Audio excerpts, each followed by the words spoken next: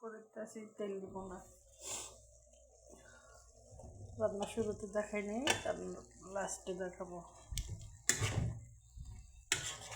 এভাবে তেল দিব না করে খেয়ে দেখবেন, অনেক টেস্ট।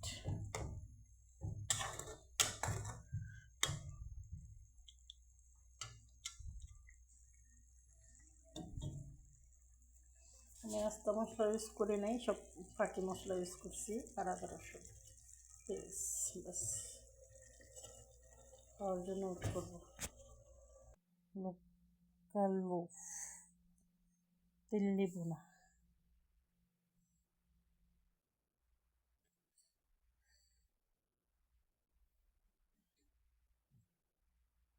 খেয়ে দেখবেন রান্না করে, খুব টেস্ট, সুস্বাদু।